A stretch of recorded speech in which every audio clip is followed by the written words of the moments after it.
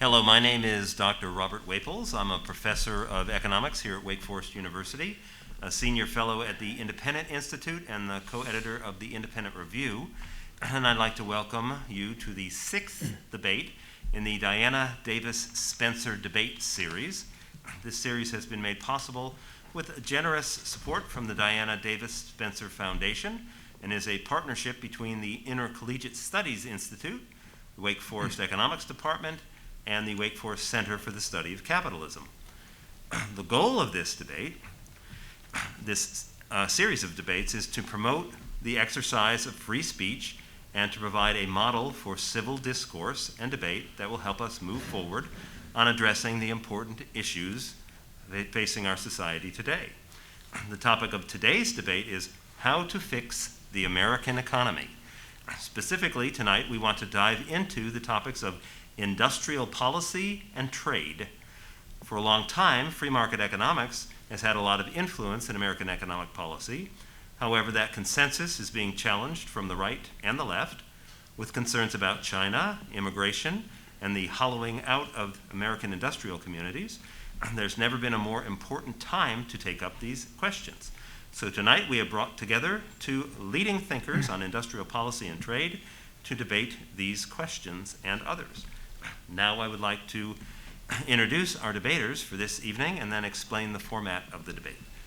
Scott Lincicome is a senior fellow in economic studies at the Cato Institute, where he writes on international domestic economic issues, including international trade and subsidies in industrial policy, manufacturing and global supply chains, and economic dynamism. He's also a senior visiting lecturer at Duke University's Law School, where he's taught a course on international trade law, and he previously taught international trade policy as a visiting lecturer at Duke. Prior to joining Cato, Scott spent 2 decades practicing international trade law at White and Case LLP, where he litigated national and multilateral trade disputes and advised multinational corporations on how to optimize their transactions and business practices consistent with global trade rules and national regulations. From 1998 to 2001, Scott was a trade policy research assistant at Cato, and he became an adjunct scholar there in 2013.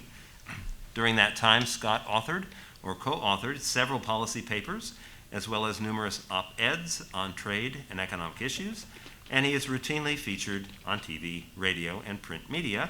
He earned his JD from the University of Virginia. Welcome, Mr. Lincecum. Julius Krein is the editor of American Affairs, a quarterly journal of policy and political thought. Prior to joining American Affairs, he was an investment analyst with various asset management firms, including Bank of America and the Blackstone Group.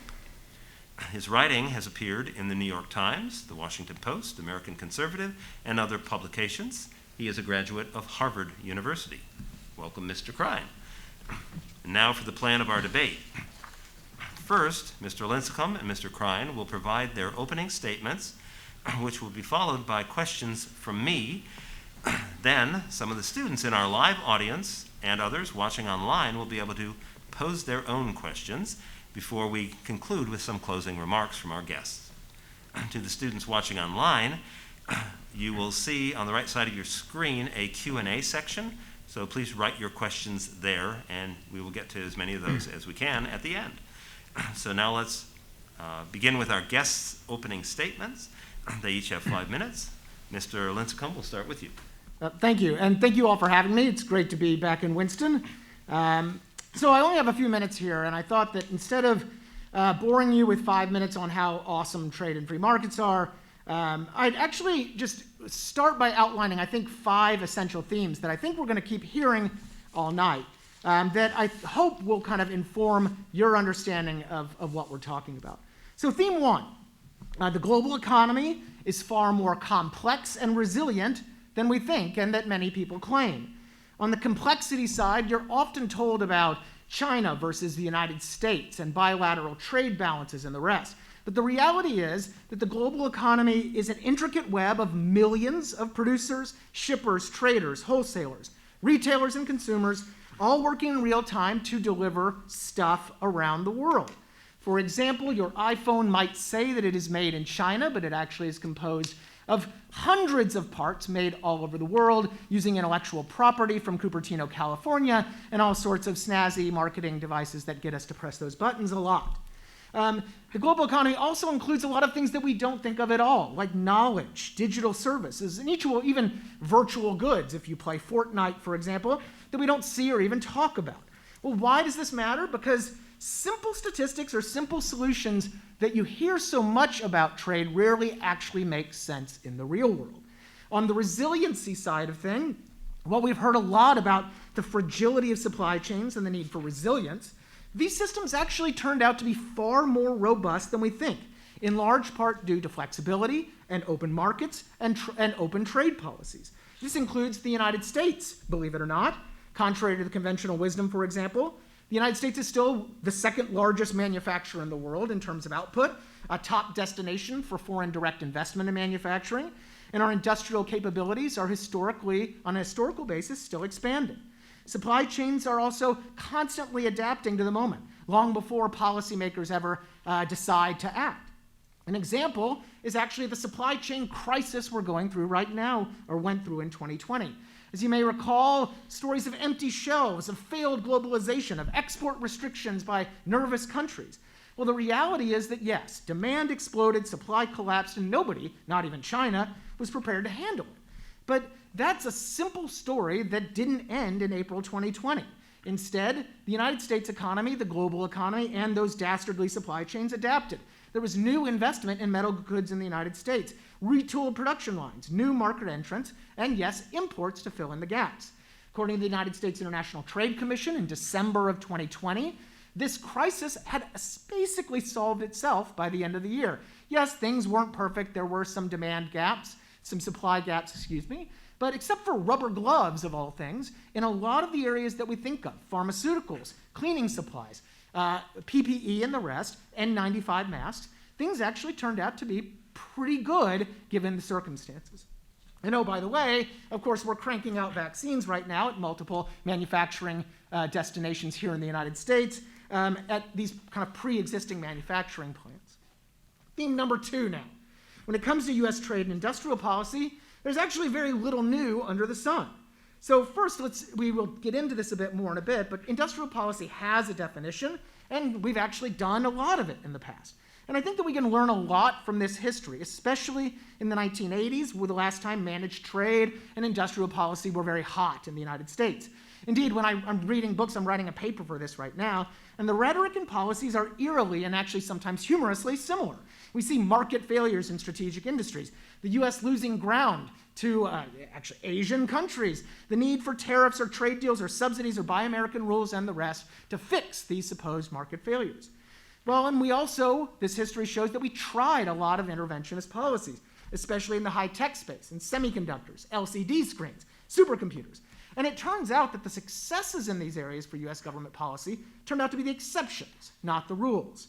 Back then, of course, Japan was taking over the world, and its top-down economic model was something the United States had to emulate. But that victory never happened, primarily due to Japan's own economic and demographic problems. Now today, it's China. And of course, China is different categorically in terms of size and it's the makeup of its government. But the past lessons here argue for skepticism and diligence before diving headlong back into industrial policy and protectionist pool. And instead, it argues again for doing what America does best and has done best in the past. So even today, though, we still have tons of trade barriers.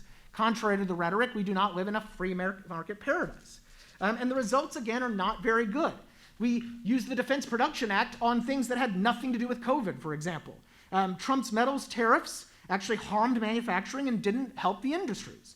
We have anti-dumping measures, hundreds of special duties that have found to undermine the manufacturing sector and not actually help workers.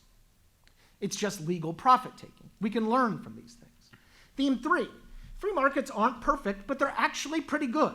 And more importantly, efforts to fix them suffer from their own risks. And it's these efforts, not some magical perfection, that we really need to compare and contrast when we talk about industrial policy and free markets. And there's overwhelming evidence of the benefits of open markets and economic growth, and for most people in the United States and abroad. It's one of the few things that the vast majority of economists agree on, actually, on the left, right, and center. Now, of course, markets aren't perfect, especially in times of pandemic or war or national emergency. And even in normal times, people do end up worse off. But we do then need to look at what the interventions have done to supposedly fix these issues. Now, often you hear this 2020 hindsight, oh, we should have obviously subsidized this, or we should have protected that, or aha, markets have produced a flaw. This doesn't ever address, however, the core flaws in these industrial policy and protectionist plans. Now, I already mentioned the history we have, but there's also the knowledge problem, for example, having the correct information to make good decisions, picking the right industries. For example, we thought we needed a bunch of ventilators, so we subsidized a bunch of ventilators. It turned out we didn't need a bunch of ventilators, and now they're sitting in storage, or we're trying to give them away to countries that don't even want them. And there's the problem of keeping up with an ever-changing market. Suppliers didn't just sit still during COVID. And by the time politicians act, things could be different. By the time those policies are implemented, they could be different again. Second, there's the problem of keeping politics out of it. Politicians are self-interested and have a long history of using trade and industrial policy plans to boost their own political interests or their supporters, even in systems designed to keep politics out of it. Again, like our trade remedies, our anti-dumping system, politics gets involved and ends up distorting the ultimate objectives. And speaking of distortions, there are all sorts of economic problems that arise from trying to short-circuit the standard market discovery process. When we try to maintain, for example, pandemic-level supply in non-pandemic times, well, what do you end up with? You end up with Ohio politicians sending letters to President Biden demanding that the government permanently subsidize new PPE production in, guess what, Ohio. Big surprise. Even worse, we often pile distortions upon distortions of other government policies that are already in place instead of fixing those underlying problems. And there are numerous unintended consequences. For example, back in the 80s when we tried to protect the US semiconductor sector from Japanese semiconductors, we ended up strengthening the Korean semiconductor industry, which is now quite dominant today.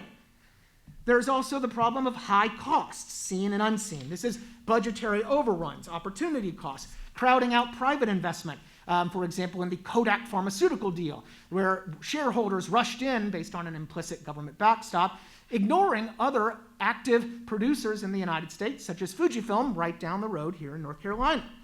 And then there's the issue of what autarky or reshoring, the problems that creates.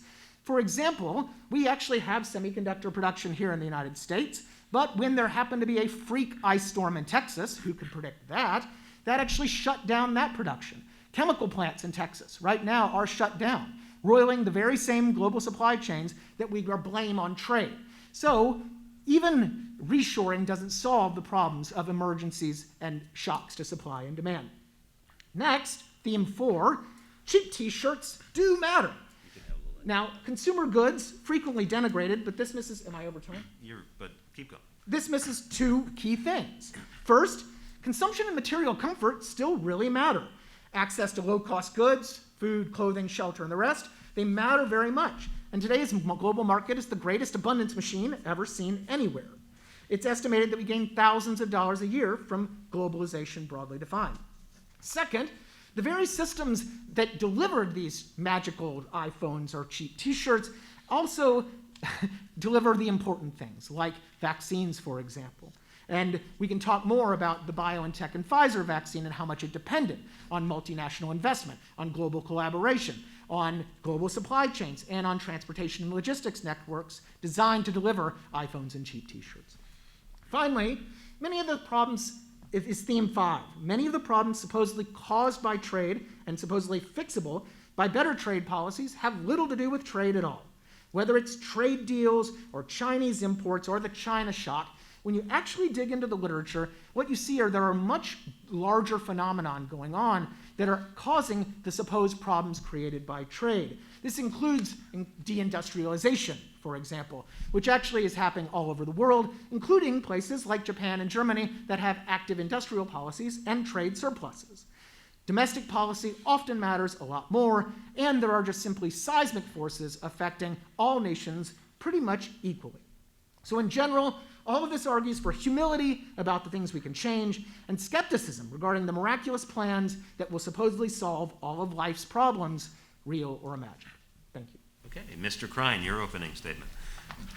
Well, thank you very much. Thank you for inviting me. It really is great to be here. This is the first in-person event I've done for a year, so it's very nice to do this in person, however constrained. At risk of potentially reducing the drama of this event, and hopefully with some apologies to the advertisers, I want to begin by saying that I don't think the big question at stake here is any debate over government intervention versus free markets or industrial policy versus laissez-faire or whatever we want to call it. The fact is that every country's economy is shaped by industrial policies, whether they admit it or not, including that of the United States. The key question is whether a country adopts policies that aim toward its own national interests and political goals, or whether its economy merely reflects the interests, goals, and interventions of others. Relatedly, are its industrial policies conscious, coherent, and proactive, or ad hoc, inconsistent, and reactive? For the last few decades at least, the most important question for the United States has not been the choice between industrial policy and the market, but whether to essentially lean into foreign industrial policies, particularly those of China and East Asia, rather than to pursue our own. For the most part, we have chosen to let our economy be shaped by the industrial policies of others.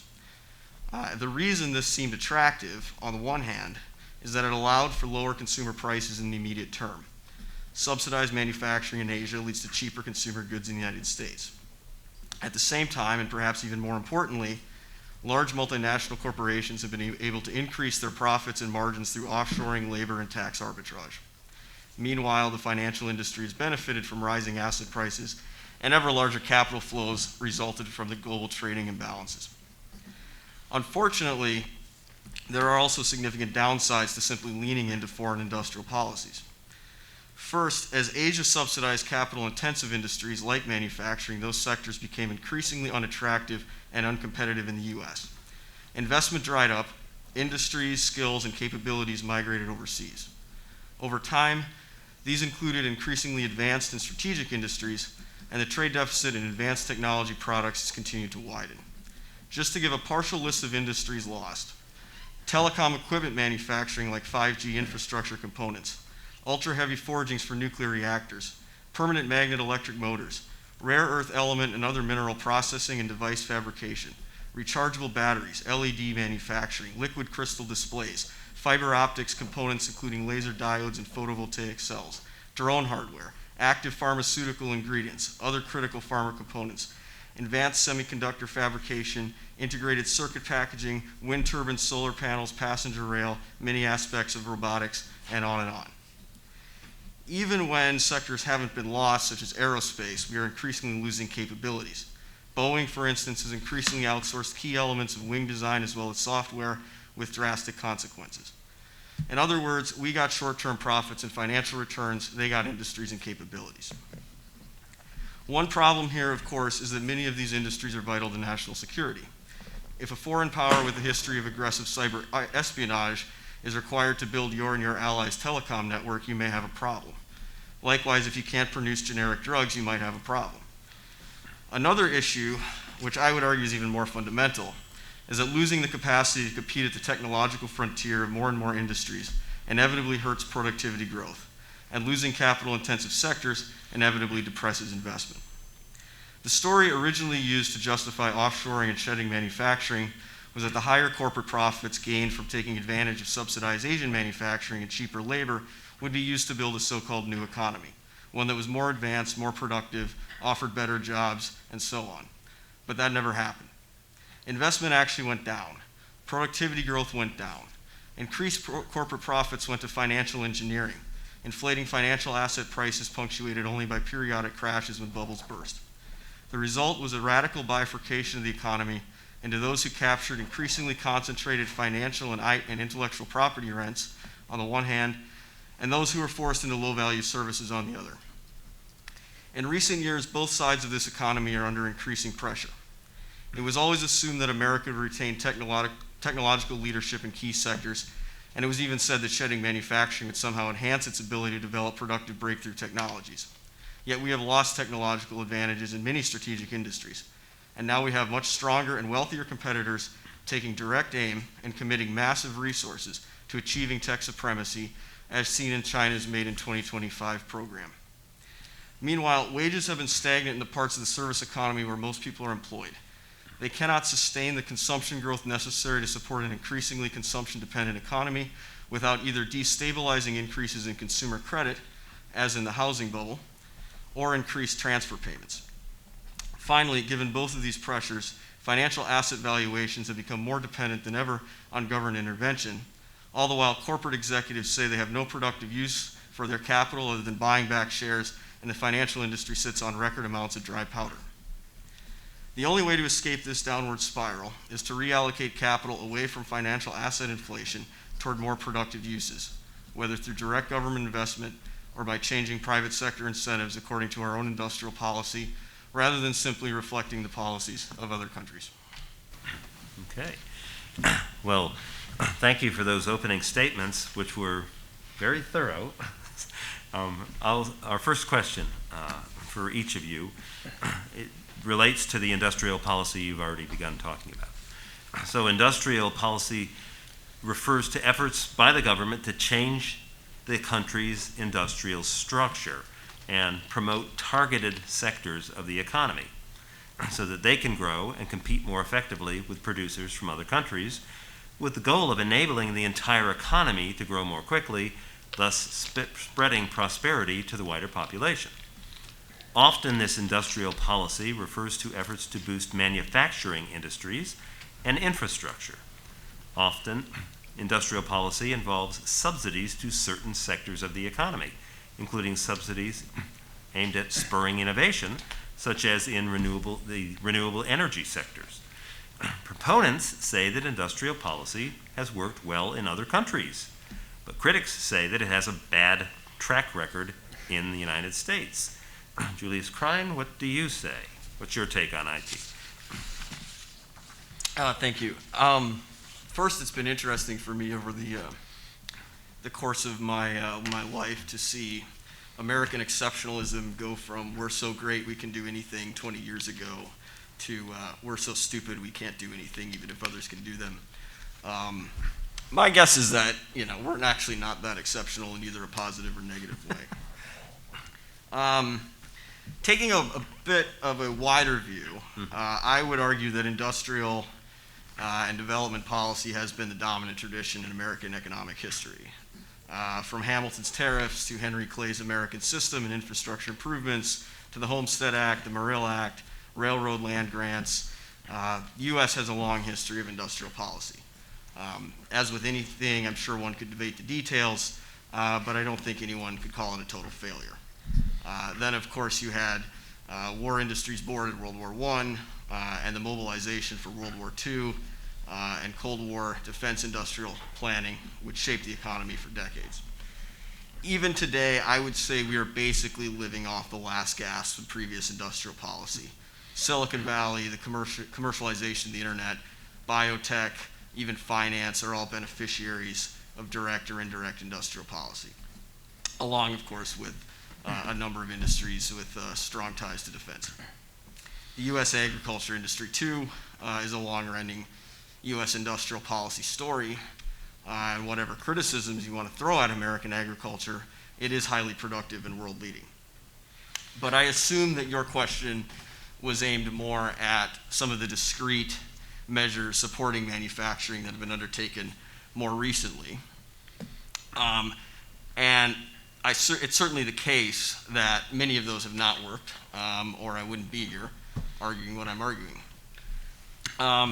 So with respect to those failures, I would say, on the one hand, some of our most interesting programs, things like the Manufacturing Extension Partnership or the Manufacturing USA Institutes, which are a bit more ambitious and proactive, these are just very small.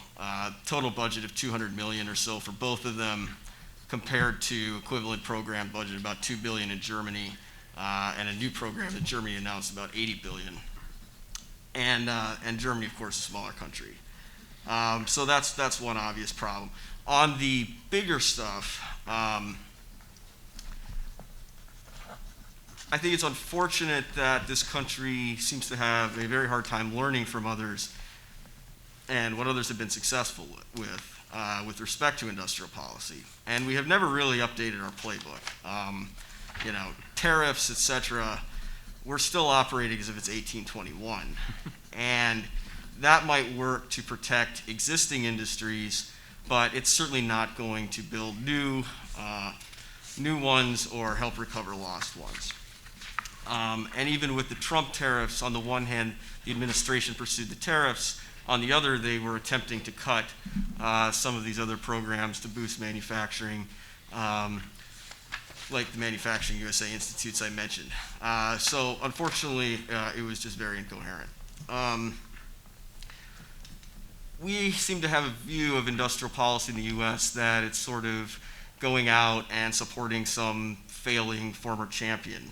But that's not really what Asian industrial policy is. It's not what the successful industrial policies have been. For one thing, they're much more aggressive at building a larger ecosystem.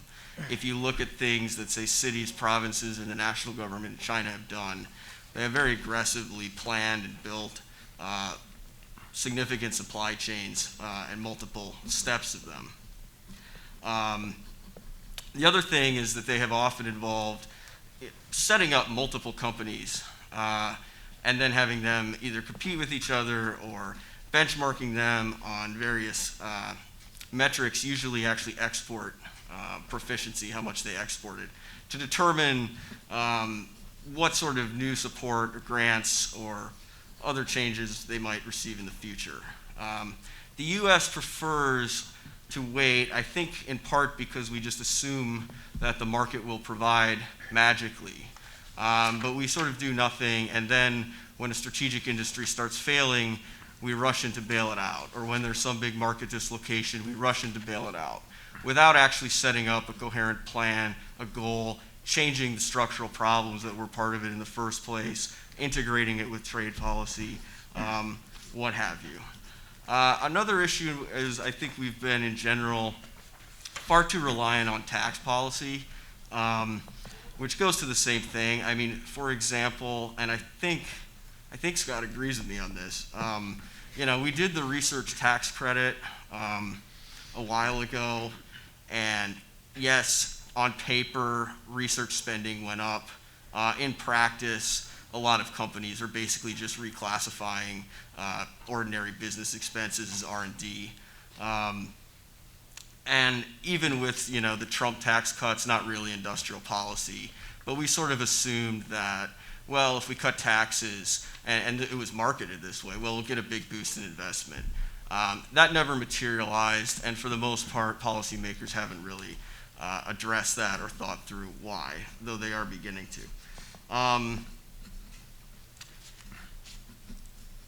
I think, it's interesting actually to compare some of this with history. I mean, in 1919, for example, the US set up RCA. The Navy basically set it up to compete with Marconi, the main telegraph provider at the time, because of national security concerns, sort of parallel to Huawei today. And 1919 America, pretty laissez-faire place, I think, by contemporary standards, and yet there were really not many qualms about setting up a company like this. Today, for whatever reason, we seem to think it's impossible. But in fact, a more goal-oriented industrial policy, rather than a view of just sort of smoothing things over until the market can work it out, tends to work better. And I think we are starting to see some shifts in that, whether it's things like the subsidies, the support for TSMC to build some foundries in the US, or even Operation Warp Speed, which had a very clear goal in simply getting the vaccine. Anyway, I think all of those things are likely to be more successful. But it's certainly the case that the US has a lot to learn from others on industrial policy. And it's still the case, unfortunately, that we spend shockingly little time discussing it or studying it in a practical way as compared to a lot of abstract debate about economic theory or whatever. Okay. Mr. Lincecum, about 5 minutes? Yeah. So I'm glad, I don't want to do abstract theory, and I'm glad we're not. And I like this question the way you put it, because I think it's really critical to define industrial policy. We don't do that when we do these debates, or when you read about industrial policy. And the next thing you know, you have this game of policy whack-a-mole, where industrial policy is everything great and nothing bad, or everything bad and nothing great, but that only makes for a pretty fruitless discussion, as you can imagine. And it also, though, leads to pretty ridiculous claims by people like Maria Mazzucato, big industrial policy fan, she's now advising the Italian government, who claims that the entire internet and your iPhone, all the product of industrial policy. Let's take the internet, for example. It turns out her definition of the government creating the internet was a couple guys on a research grant for a totally different product stumbled into a key part of the internet's infrastructure. That, waha, industrial policy. There's no plan, there's no strategic endeavors, there's not even targeted funding for a specific sector or industry. There's also, we hear basic research that has no mission at all, no nationalism, no industrial nexus. That's apparently magically industrial policy as well. DoD spending on fighter jets, that's also industrial policy. Instead, history shows pretty clearly what industrial policy is and isn't. A focus on manufacturing, targeted and directed microeconomic, so firm or industry-specific support, such as tariffs or subsidies, cheap loans, you name it. A government plan, a strategic plan to fix specific market failures, and thereby achieve in the targeted industries specific and measurable commercial outcomes, such as jobs, investments, R&D, CapEx, the rest, output, or products that are better than what the market could provide, and a requirement that those market-beating industrial outcomes be generated within national borders. There's a clear nationalistic element to that.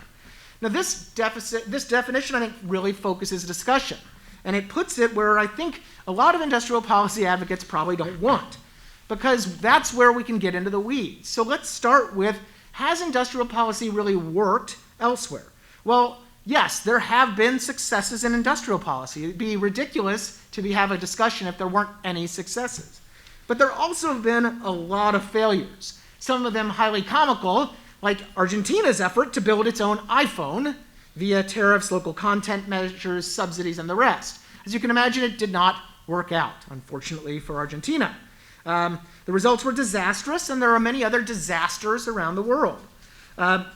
Second, many of the successes turned out to not really be about industrial policy at all. It's a great new book by NYU's Arvind Panagoria, and he finds that a lot of the industrial policy successes out there, and for example in Korea and elsewhere, weren't nearly as world-beating as they seemed, and that some of these economic successes were primarily about openness and trade and freer markets, including via unilateral reductions in imports, and often in areas untouched by industrial policy. For example, Korean wigs were a major export in the 60s and 70s. Korea was not targeting wig exports. Meanwhile, it's also important to note that the United States is still richer and produces more manufacturing output per worker than all of these industrial policy nations. And then regardless, I think it's really important to note that cross-country comparisons have a lot of limitations. One, the United States is much larger than most of these successes, for example in Israel, and in a different stage of economic development, with the world's most developed and liquid capital markets, and the world's reserve currency, which creates both problems and solutions. Many industrial policy successes that happened before global trade rules, which discipline things like export subsidies and local content rules. And the United States tends to have a very different political system and culture here, one characterized by high turnover, an intense, well-organized lobbying machine. This isn't 1919 anymore, in other words. Well, when you get to this level of detail, what you see is that the successes of the industrial policies of the last 30 years in the United States have been littered with embarrassing failures. I can start with a classic one of the Jones Act, which creates massive mandates, onerous mandates for ships and shipbuilding. This was an industry designed to maintain national security. And all it did was dissolve the merchant marine, lead to insanely costly ships in an industry that's far better at lobbying than building ships. And instead of punishing this failure, Congress actually rewarded it with more restrictions and rules. U.S. industrial policies produce all sorts of trade disputes and foreign retaliation, like Trump's steel tariffs, or trade remedies, or subsidies. And then finally, an issue of proper cost accounting. We hear that the auto bailouts, for example, were a success. Well, actually, there were all sorts of distortions that are never accounted for. And when you account for those true costs, including undermining bondholder rights, squeezing out better auto companies, it shows that even our successes turn out to be not so great. And that includes in cutting-edge areas. There was a great study about ARPA-E clean tech subsidies here in the United States that produced outcomes no better than what the market had provided. And then finally, I think ag policy, as Julius mentioned, is a great example of what can be a problem. We have a bloated industry that is riddled with subsidies and cronyism and distortions. You have corn syrup in your Cokes, by the way. You can thank U.S. ag policy. Ethanol policy, you can thank U.S. ag policy. We have temporary bailouts for the trade wars that President Trump started, costing billions of dollars. And, oh, by the way, almost no workers. And that, I think, is a great example of the perils of industrial policy. Okay, 2 minutes to respond to that, Mr. Krein. I guess the first thing I'd say on the definition of industrial policy, if you support, for instance, greater federal funding for basic R&D, you can call it whatever you want. I don't care. But I think it's critical. I think this focus on the cost is interesting. It's always very selective. We spend so much money on this. Well, we lose a lot more to tax evasion and stuff every year, but for whatever reason, the Cato people don't care about that. And to be honest, government funding, we certainly want to avoid bad processes and things like Solyndra, where you made sort of one bet on one technology. You should learn from these mistakes. I'm perfectly willing to acknowledge the mistakes and try to improve them. That's my position, not simply say, oh, we made mistakes, let's never do anything again. But the government should actually, if it's not failing at anything, it's not taking enough risks. And it's there to take risks that the private sector can't, and that private investors will not do, whether for sort of breakthrough technologies that are unclear or for public policy reasons that are simply outside market incentives. To give one example, the development of the CMOS semiconductor was actually developed for a weather satellite. It ended up, of course, revolutionizing the semiconductor industry. It went into fighter planes in the 80s, created look-down radar, big advance, so on and so forth. The government never really made any money on that, and yet it had huge impacts around the country. I also think the iPhone's an interesting example. Especially when you get into these issues around consumer prices and stuff. First of all, I don't think consumer prices should be the be-all and end-all of determining economic policy. If you want low consumer prices, you can employ slave labor. It doesn't, not in and of itself compelling. But the Apple iPhone, for instance, according to, what you could find on Reuters, I think is where I read it, it costs about $450 to make the iPhone. It sells for $1,000 to $1,250, depending on which one. So there's a massive margin there. Harvard Business School professor Willie Shih estimates that if they made the iPhone in the US, it would cost an extra $100 out of Apple's margin. My guess is probably actually a little bit more complicated because it's hard to bring back these supply chains, but whatever. The point is, Apple has these huge profit margins. And yes, they have invested more in R&D, although as a percentage of revenue, they're now kind of right today back to where they were in about 2005. And they spend twice as much on share buybacks. This is a huge misallocation of capital. In theory, everybody says, oh, the share buybacks, they'll be invested by other people. For various reasons, that does not happen, and it doesn't show up in the statistics. So you're basically just, we would be much better off if we allocated this capital. It would make far more sense from a policy standpoint, probably even from a productivity and even perhaps Apple-specific standpoint in the long term, into making greater investments, whether it's in R&D and intellectual property, whether it's in manufacturing. But these are the incentives created by a combination of both random policies over the years and, of course, subsidized Asian industrial policy. And I guess that the last thing I'll say is that a lot of, I realize I've been over time, but speak as long as you want. I've done it a lot. So. Yeah. The idea that, yes, of course, well, industrial policies can be captured by the political system. Pretty much all policies are. I would actually say that Congress is much better at distributing and fighting over pork than anything else. And what they like to do is go up and grandstand, and having one congressman go up and grandstand against another person's failed industrial policy is probably the best check you're going to get in the political system. It's certainly better than having them fight failed culture wars or trying to be representatives of some perfect ideological model. Interesting. But Okay. a lot of libertarian policy ends up being captured too, or market-based policy would be a better way to say it. I mean, the pharma lobby, whenever there's talk of negotiating Medicare negotiating prescription drug prices, goes and gives Heritage a bunch of money, and they go out and talk about how horrible socialized medicine is.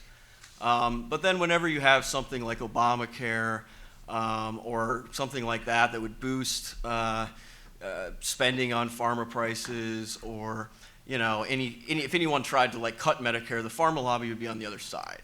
Because none of these things are really about principles at the end of the day. And we're sort of deluding ourselves if we're not taking account reality. And to me, industrial policy, while there certainly will be failures and issues, is actually a closer approximation of reality than pretending that there's sort of some perfect neutral market that's going to provide for you like a cargo cult. Interesting. Okay, a couple of minutes to... Well, no, I'm glad we brought up the perfect markets theme that I mentioned before, because I certainly would never argue that things are perfect. But let me go through a few things that Julius has just said. First of all, I'm glad, hey, look, agreement. Basic research, I don't think you're going to find a lot of disagreement here, because that really, it's not what we would call industrial policy in any sense. In the history textbooks, in the last few decades, it's just simply not the same, because it avoids a lot of the various pitfalls I just have mentioned already. Second, Cato doesn't support tax evasion. I can say that pretty plainly. So we can let that one go. But more seriously, look, I'm glad we finally have gotten to a point where we acknowledge industrial policy failures and that these things have risks. Because my whole spiel here is not that my free markets, my position is perfect. It's that my position tends to work out much better than the alternative. That there are failures and that there are risks, and we need a proper risk accounting. And that's, I think, where, again, things go horribly, horribly wrong for the pro-industrial policy crowd. Because when you get into the weeds of what we've done in the past and what we're doing right now, of how these policies go from being on paper through the sausage-making political process to reality, there is a huge, huge difference between those fancy economic models and what actually pops out of Congress.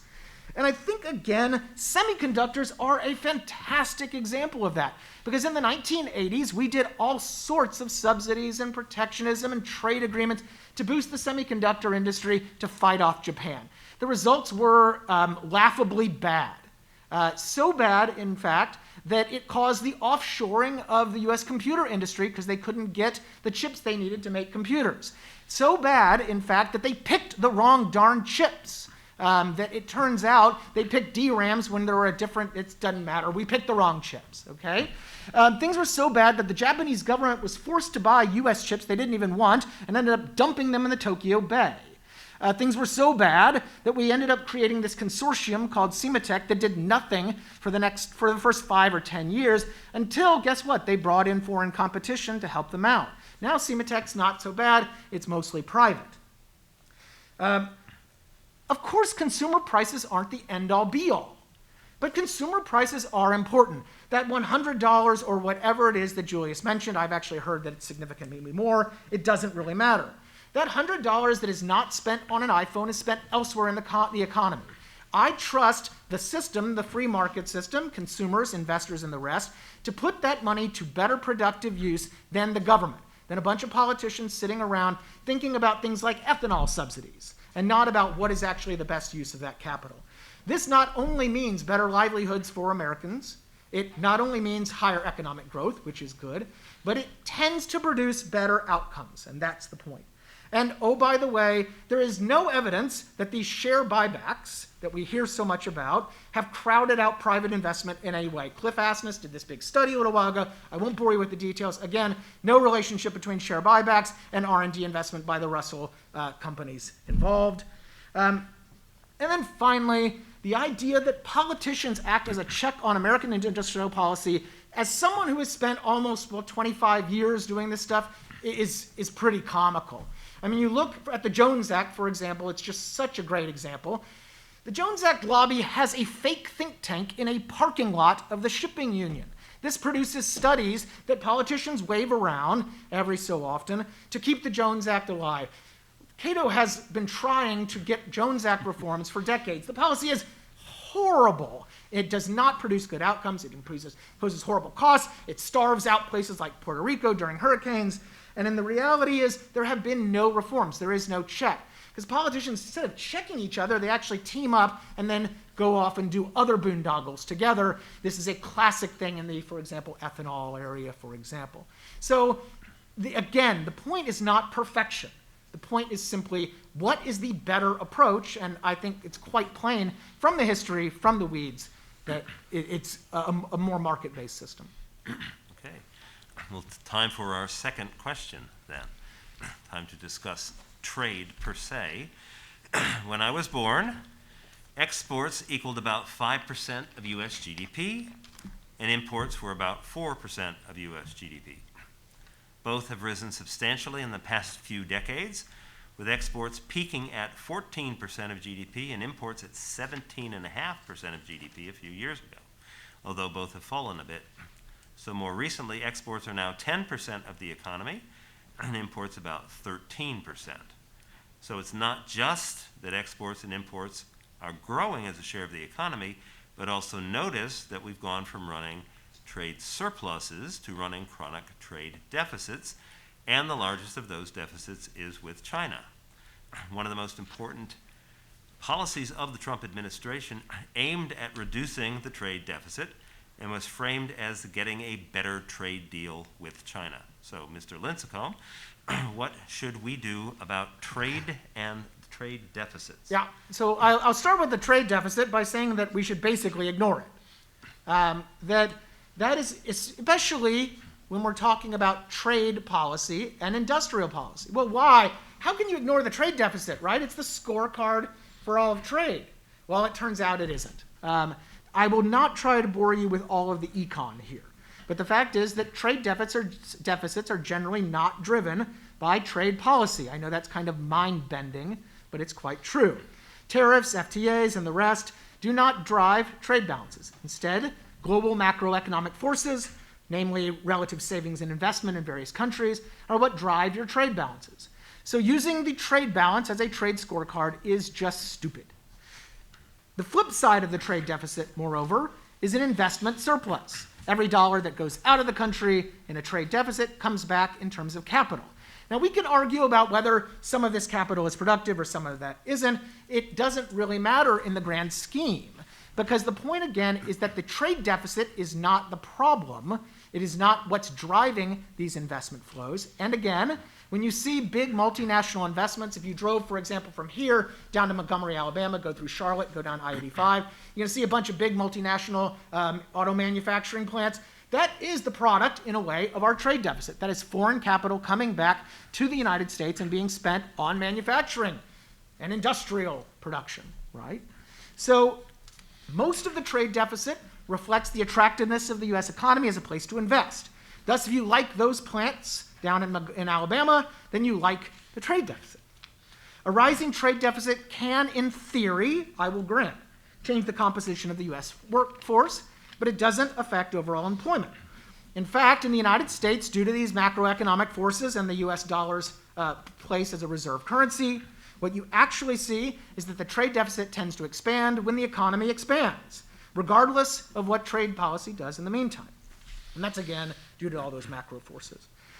Finally, the trade deficit has become increasingly irrelevant due to those complex global supply chains I talked about.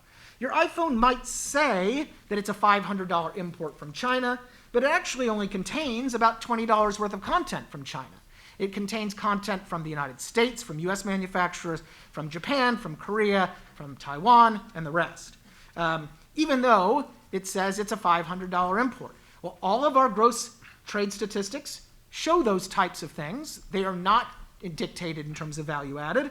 And thus, when you look at these statistics, you're not looking at the reality of global trade flows.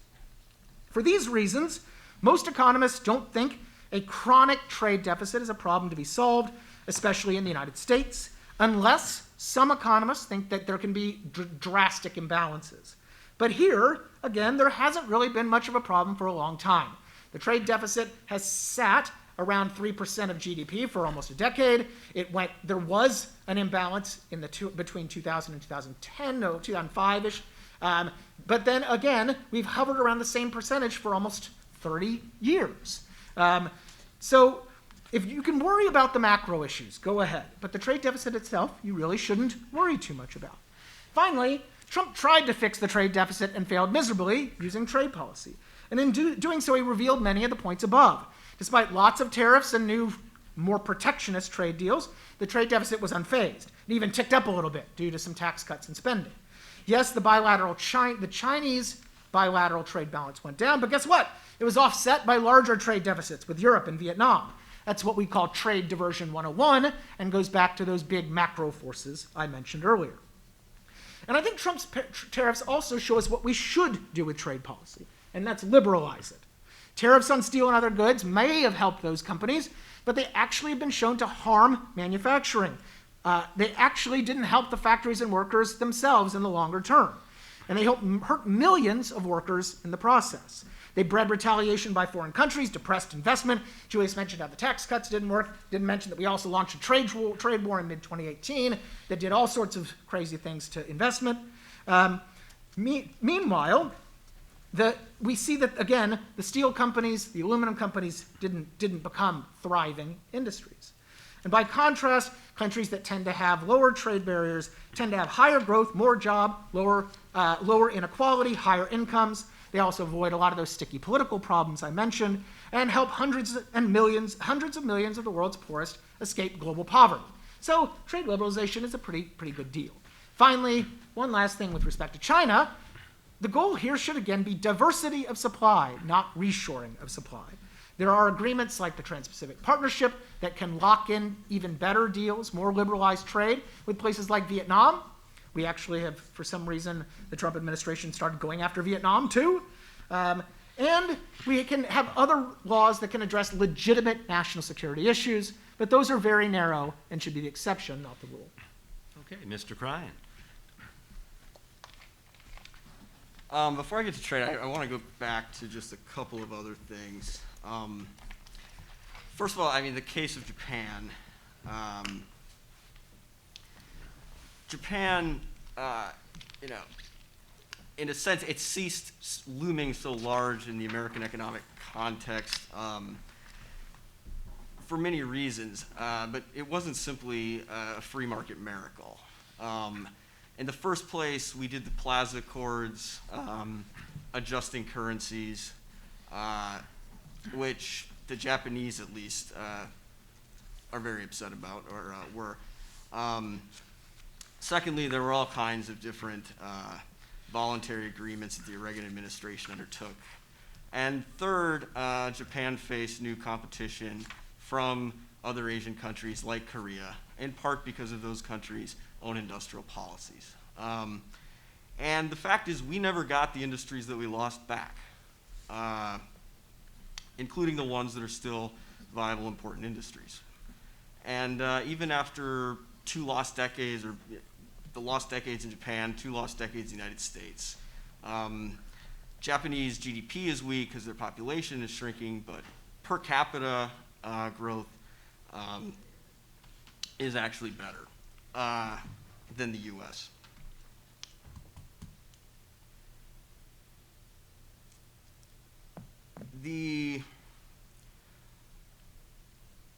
I also just want to mention, I mean,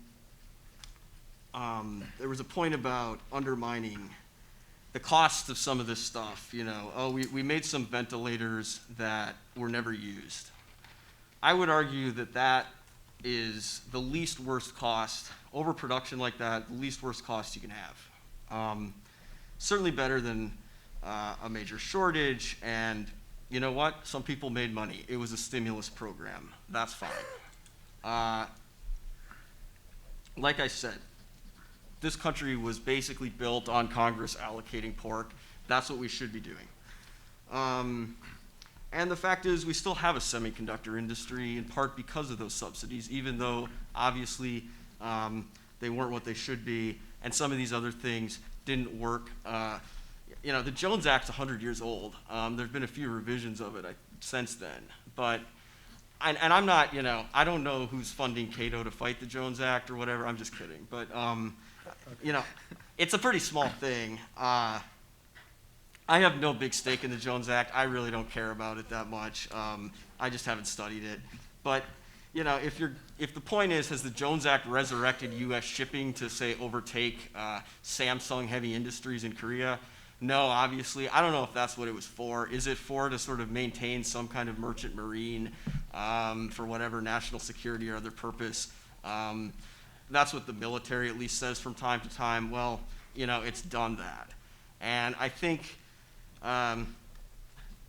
you know, had we listened to all the arguments to never subsidize anything, we frankly would have lost a lot more of these industries, even though it's certainly the case that all these programs could be done better, and it's important for us to continue to try to improve them rather than simply say, oh, one thing didn't work, let's get rid of it all.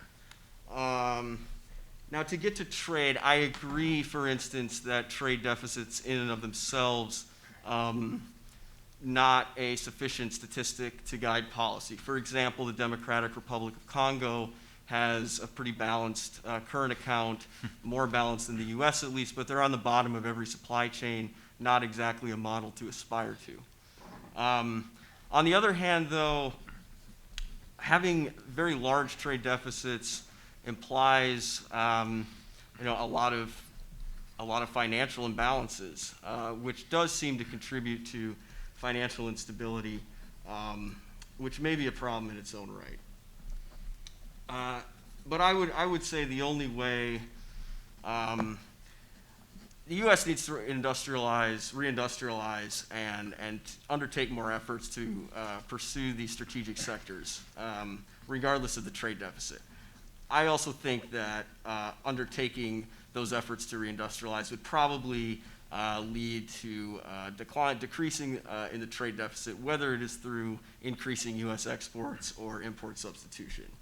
But in any case, I would argue that U.S. trade policy should follow the industrial policy, not the other way around as sort of the Trump administration did it.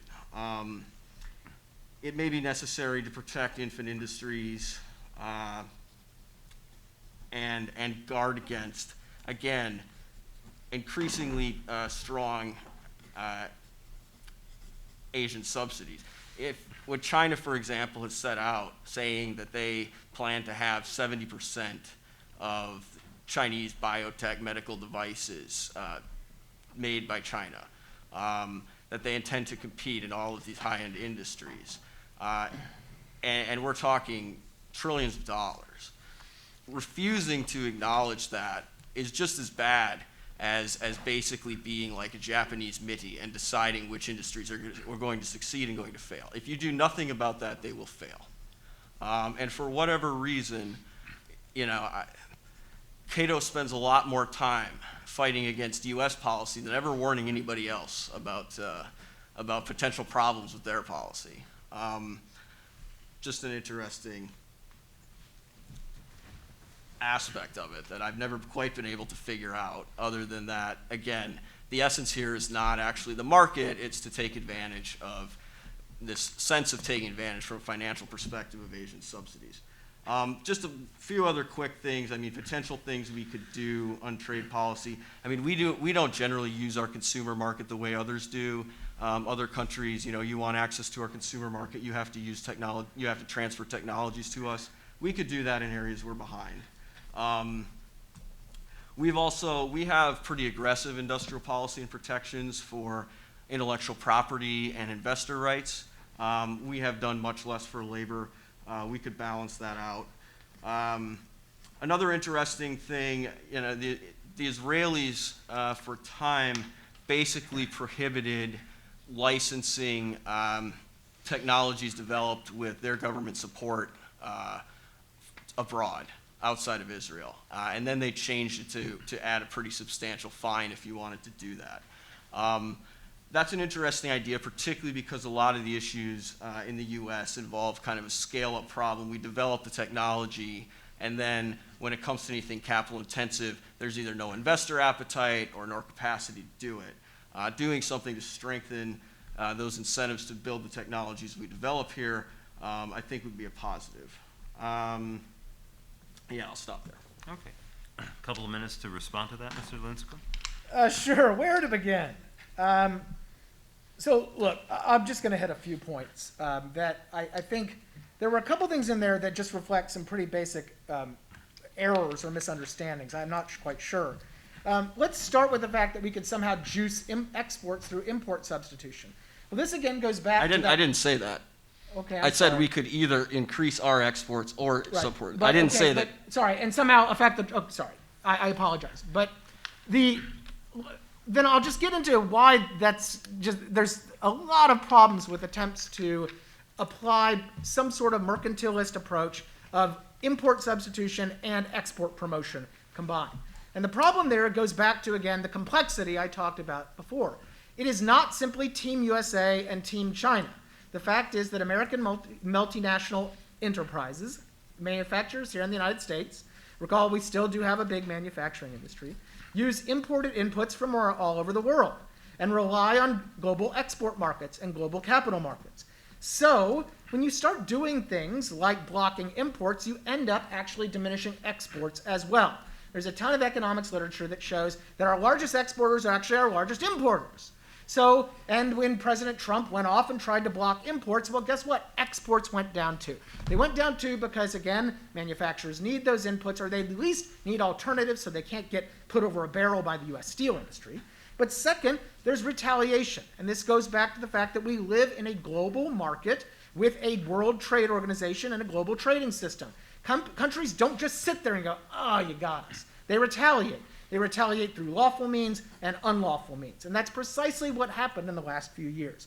So the idea that we can just embrace this mercantilism, boost our exports, somehow affect the trade deficit, even leaving the macro stuff aside, is just not very realistic.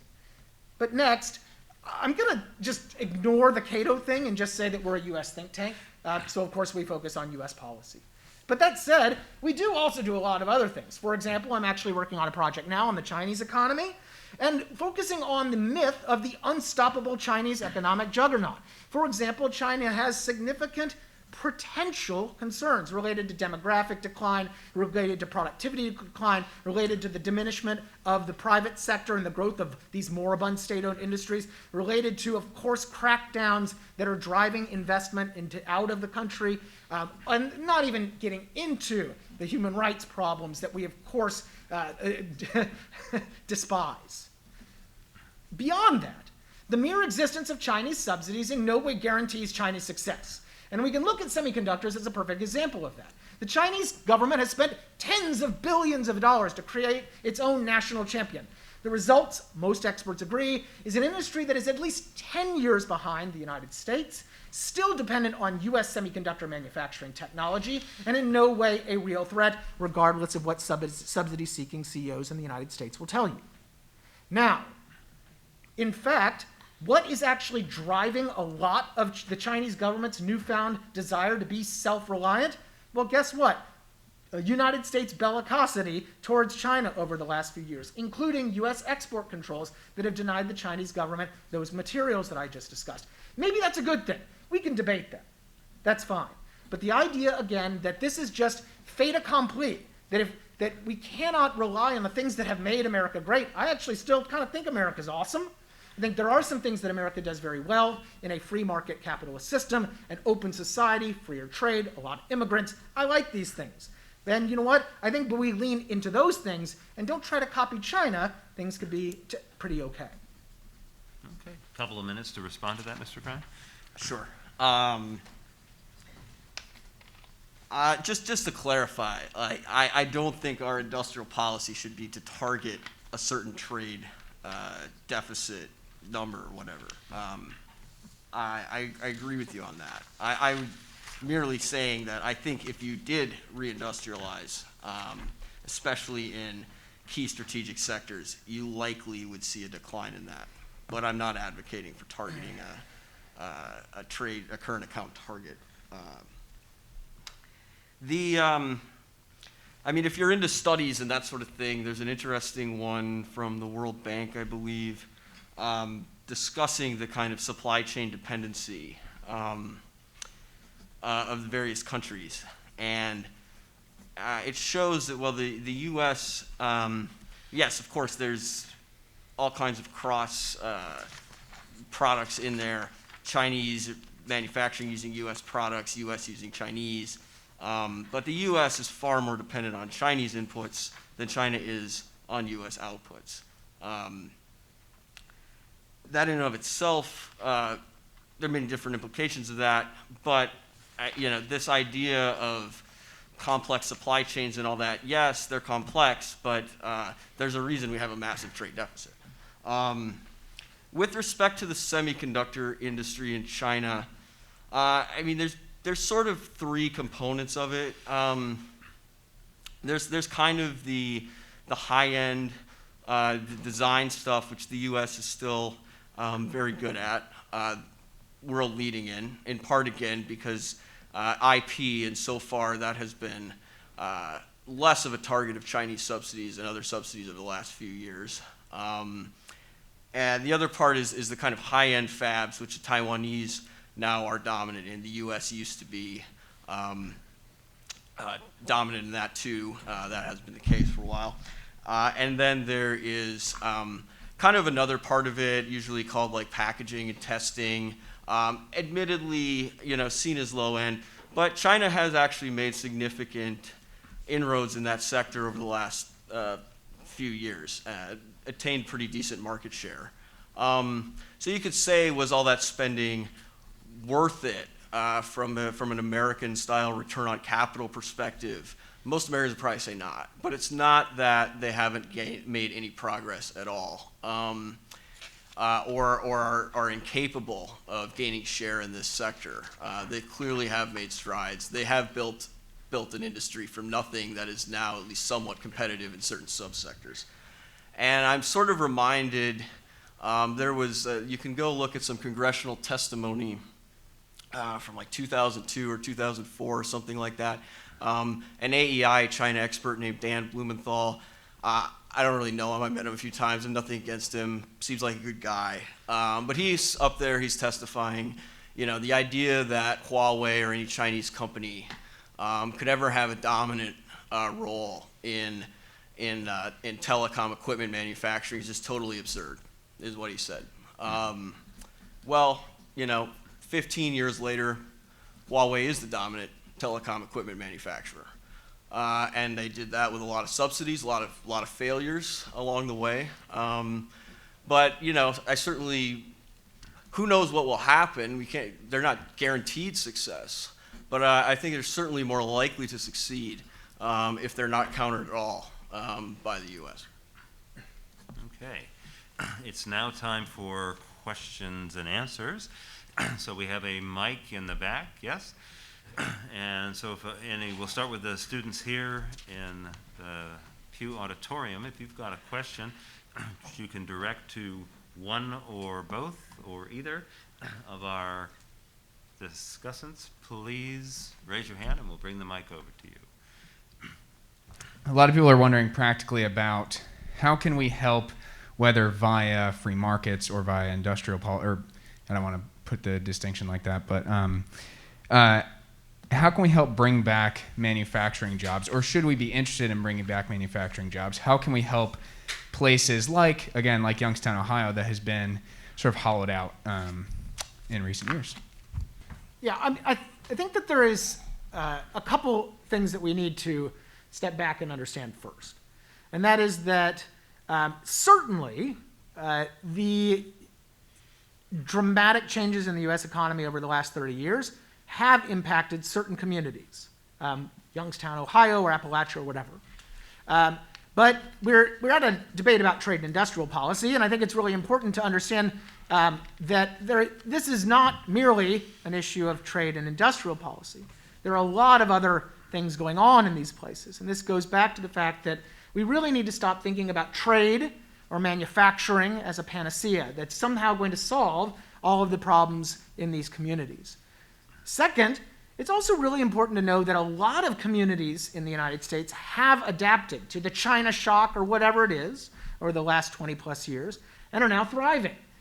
This includes a lot of places here in North Carolina, for example. And at the same time, they've done it through either multinational manufacturing or services, and they've become thriving areas that are really, go down to Hickory, North Carolina, or go right across the border to Greenville, Spartanburg. These are really cool places that were once hollowed out. So these communities can adapt and thrive, and they can do it through markets, and they can do it even when they're hurt by trade. But finally, what can we do about jobs? Well, first of all, look, the fact is that the long-term trend in manufacturing jobs in the United States and in countries like Germany and Japan, that have active industrial policies and trade surpluses, is pretty much the same. We're hemorrhaging manufacturing jobs over the long term. There's been a slight bump up over the last few years. That's really been more of the exception, not the rule, and in large part due to the Great Recession, which did all sorts of crazy things. At the same time, there's growth of a lot of other middle-class areas. Contrary to what you might hear, this idea of wage stagnation and polarization just isn't really true. A lot of studies have shown, for example, that production and supervisory wages in the United States for middle-class workers have actually gone up significantly. Other studies have shown that the supposed polarization of wages isn't really there when you start looking at individual outcomes, and that the classic manufacturing job has been replaced by other jobs, for example, in warehousing, that actually pays quite well and is not nearly as dangerous. And finally, we have to ask whether the young people out there really want to work in manufacturing. Again, going back to Hickory, North Carolina, Bloomberg had a great piece talking about how they could not find people to work in the furniture factories still there. They were paying $30 an hour, tons of benefits, air-conditioned factories. They could not find workers. All the people there wanted to work in a cushy office gig.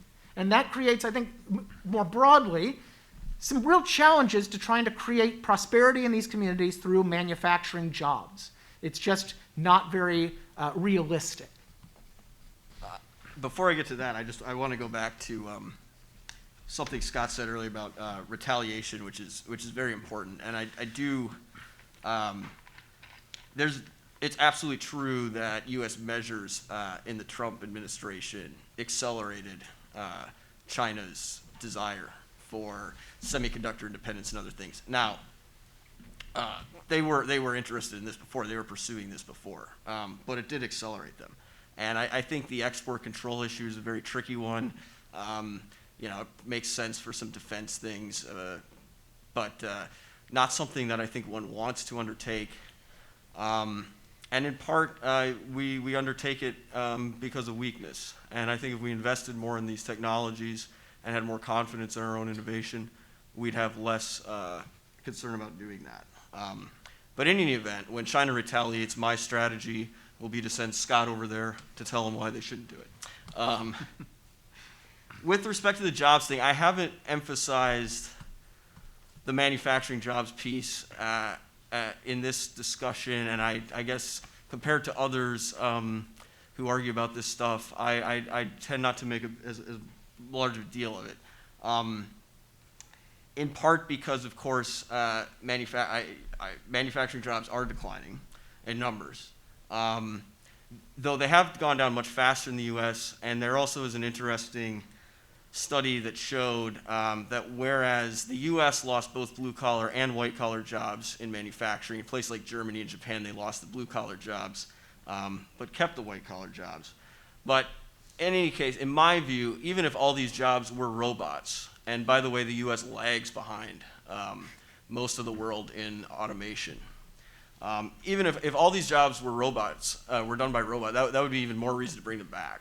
Then this must be a really productive industry, and it'd be extremely hard for us to compete in innovation in the future if we're not even in the game in terms of developing this sort of automation. That said, there are certain elements of physical or high capital intensity industries like agriculture that I think do make a difference. One is productivity growth in general. Manufacturing more likely to generate productivity growth than services, and local wages tend to have a high association with regional productivity. So even industries that are not really affected by the productivity growth, that don't have a lot of employment there, you're likely to see benefits. The other part of it is companies, once you've made a large investment in physical infrastructure, whatever, like a manufacturing plant, you have a greater tie as a business, as employees, whatever, to that community.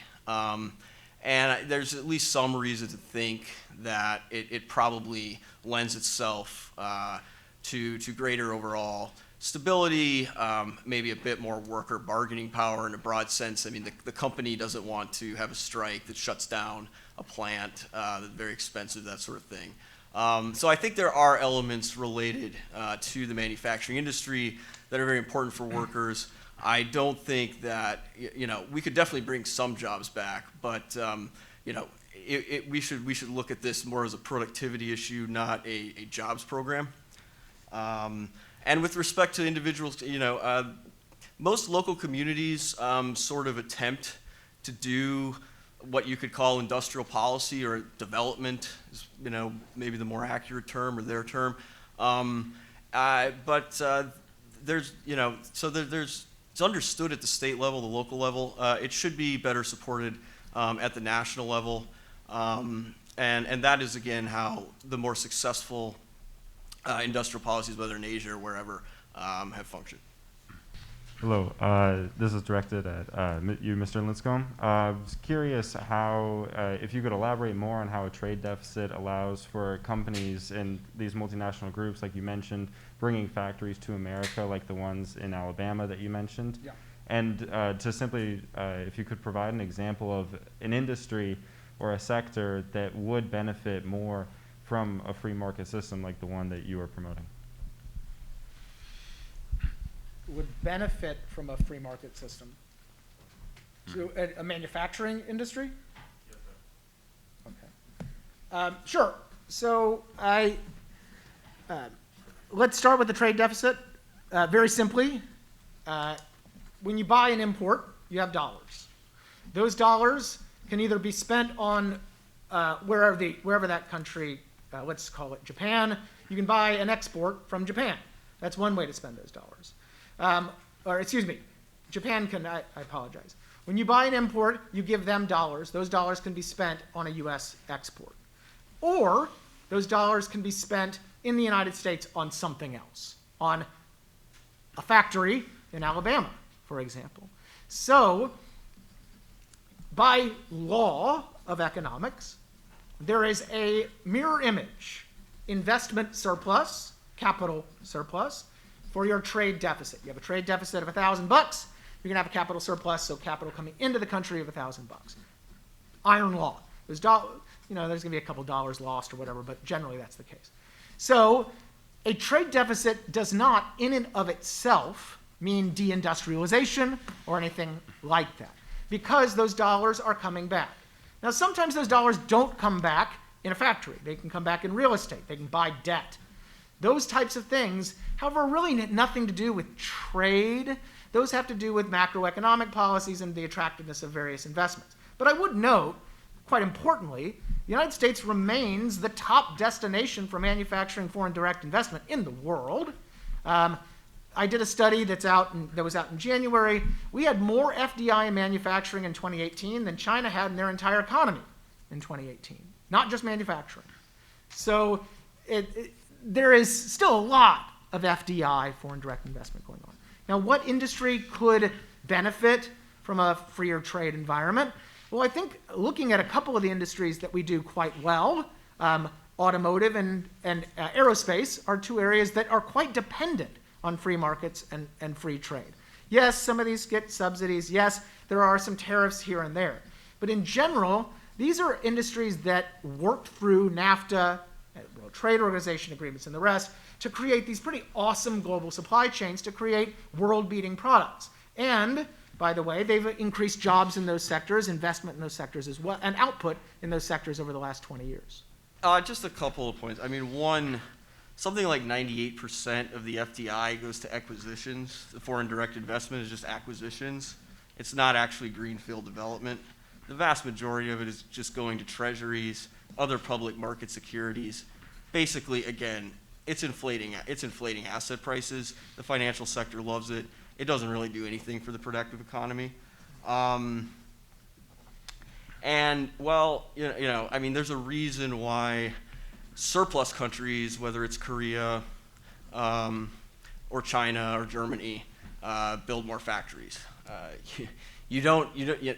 Reliance on FDI to build your factories, you know, hasn't really been a thing since the 19th century. Well, that may be a little exaggerated, but in recent years, it's been domestic industrial policies building factories in the countries where most of the factories are built, for whatever that's worth. And I just want to add one real quick thing. On the acquisitions point, look, the economics literature is really clear that foreign acquisitions of existing factories, which, by the way, 98% sounds a bit strong, but regardless, actually create value for those companies. There's a great study a couple of years ago that found that foreign invested enterprises, regardless of whether it was a greenfield investment or an acquisition, not only benefited the acquisition itself, but benefited the industries and the surrounding community. It made them all better, the rising tide lifting all boats. So there are actually benefits to those acquisitions as well, regardless of whether it's a massive Hyundai or Kia plant down I-85. What's the value creation from the acquisition? What do you? You said there was value creation. Right. Well, first of all, it's recognizing an investment and making it more productive. No, it's monetized. I own a stock. You bought it from me. Did you create value? No, I'm talking acquisition of real assets. Yeah, but you just bought it. You just bought a document from the owner that says you own it now. You didn't invest new things in the factory. But that's not, I mean, that's you not just how bought most, the factory. You right, didn't that's put not how new most capital acquisitions are taking place. I mean, again, well, then you're saying that there are tons there's of examples across the country and in North Carolina that these are foreign acquisitions of existing firms. They come in, they upgrade the facilities, they make them more productive, they make them better facilities. But that would be in the 2% of the FDI that's not acquisitions. The acquisition price is the acquisition price. It doesn't create value. But you have to invest new capital for it not to be an acquisition.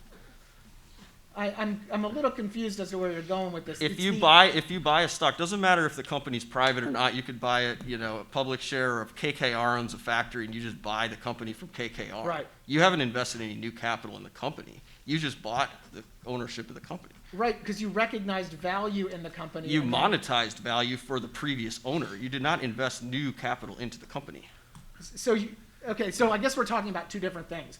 Yes, the straight paper acquisition, fine. The fact is that the literature shows that those acquisitions are creating new value in the company from what they do next. Yes, they're creating new value in a couple of ways. One is they're increasing the stock price because now you can say you bought it for more than I paid for it. You can write up goodwill or whatever, totally irrelevant to productivity. Two is probably synergies of some kind, most of which are just you can cut your accounting staff or whatever. But the value creation for whatever Youngstown or whatever it is, minimal. Again, I just would have to point you to the economics literature showing the exact opposite. I'll be happy to look at it. I will pass it on. Okay. Well, it turns out that we are right up against our deadline, and so it's time for our two speakers to make their final comments. We're going to start with Mr. Krein and his closing comments. Just a couple minutes, please, and then over to Mr. Lincecum. Yeah, I'll be really quick. I think, the big question today, or when we talk about all this stuff, it's not capitalism or socialism or government market, anything like that. For the U.S.,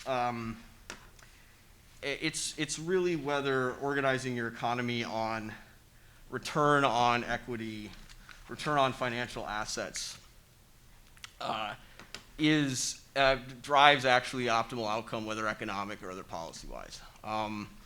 An author, Stephen Brent, actually made a very interesting point. He expressed it as, in the U.S. we treat capital as a very scarce asset, in which maximizing returns on capital is the primary goal. Scarcity is the number one issue. In China, Asia, whatever, they treat capital as a non-scarce asset, and tend to focus on a variety of goals, but among them actually just growing the company and developing new capacities, technologies, and so on. And I think it's, my sense is that the right answer is somewhere in between, but it's clearly the case that investing more actually at a lower IRR, especially at a lower rate of return, especially when capital is so plentiful, is a far more sensible economic outcome. And private market incentives it's produced far better outcomes for the countries that have done so. And the current incentive structure just does not allow that. It incentivizes hoarding capital against investment. And even as the cost of capital has declined relentlessly over the last 30 years, American company hurdle rates have remained the same or even increased. It's a huge capital misallocation. And I think going forward, we sort of have three choices. One of them is to continue on the current track, which essentially means printing money to inflate financial assets. The second option is basically printing money to do welfare payments, which we've become more comfortable with lately. Though, in my opinion, has clear limits without productivity growth and doesn't solve underlying problems. And third is to actually print money to invest in productivity enhancements in strategic industries. And to me, both on a cost benefit and any other analysis, the choice is pretty clear. Okay. Over to you, Mr. Lincecum. Sure. So it's undoubtedly true that economic openness, global interdependence, and the rest risk importing economic shocks, including pandemics, into the United States. They also risk putting some companies out of business, disrupting our lives. But it's also undoubtedly true that the same openness to trade, investment, and the rest improve the nation's resilience in times of emergency. They help us adjust. They help us move on. Adaptability, flexibility, innovation. Nationalist policies, by the way, meanwhile, and I mean this in the broadest sense, not just trade, not just industrial policy, I really mean kind of boiling things down to us versus them. We have to do that, or they will do this. Well, these policies have been shown time and time again to present a far greater risk to our ability to withstand and respond to economic shocks, to the ability of our economy to grow and prosper, even when such policies are implemented on national security grounds rather than purely economic ones. And look, quite frankly, it's kind of depressing that I'm sitting here doing this and that these lessons haven't been learned, that we're still hearing about global supply chain failures now compared to last April, because the vast majority of the hysteria we heard then about empty store shelves, the failures of globalization, deindustrialization, the rest, proved meritless instead reflecting an insane, single, shocking moment in time that markets, companies, and, yeah, governments addressed in a matter of months. Far from exposing a weakness in manufacturing and supply chains, pandemic showcased actually its greatest strengths: innovation, flexibility, adaptability. And that's a real testament not only to the hardworking Americans and supply chain logistics experts who probably haven't slept in 13 months, but the relatively open and free-ish market American system. Indeed, today some of the biggest impediments to recovery are US trade restrictions, onerous regulations, and housing, occupational licensing, and the rest, not some sort of free market fundamentalism or financialization or ever scary terms. And new government policies aimed at fixing problems that have been temporary could make things worse. And in fact, I think it's also ignored that while those supply chains were supposedly failing us, BioNTech and Pfizer were quietly working on a miraculous COVID vaccine, leveraging Pfizer's substantial pre-existing manufacturing capacities. So much for deindustrialization. Its massive checkbook, thank you capital markets, and its supply chain expertise, thank you globalization, as well as those international research teams and tons of immigrants and those logistics infrastructure I mentioned earlier. The companies went from concept to final delivery of millions of vaccine doses in 9 months. It's crazy. And their management boldly predicted it before Operation Warp Speed ever existed. And yes, government policy certainly played a role. You could talk about basic research for mRNA research. You could talk about vaccine purchase commitments, but it certainly wasn't industrial policy or protectionism. In fact, the Trump administration's contact with Pfizer expressly excluded from government reach R&D, clinical trials, manufacturing supply chain issues. Thus, even the uber-nationalist Trump administration realized that government attempts to nationalize or micromanage supply chains and vaccine development and delivery would have delayed, if not thwarted, those processes, costing American lives along the way. So when time was of the essence, and success really, really mattered, they got out of the way and it worked. Meanwhile, today, all those industrial policy champions, China, Korea, and the rest, well, they are way behind in vaccine production and delivery. Hooray, American system. And it's a wonderful lesson, honestly, not just about trade and globalization, but the benefits of markets in the American system, and one that I think policymakers still stuck in April 2020 will unfortunately never see. Thank you, Mr. Lincecum. Thank you, Mr. Krein. Thank you both for coming together to debate these questions with us here today, and I would like to thank our audience, both here and online, for their questions and their thoughtful engagement, and of course, a final thank to the Diana Davis Spencer Foundation for making this event and so many more like them possible. Have a great evening and stay tuned for the next debate in the Diana Davis Spencer Debate Series. Thank you.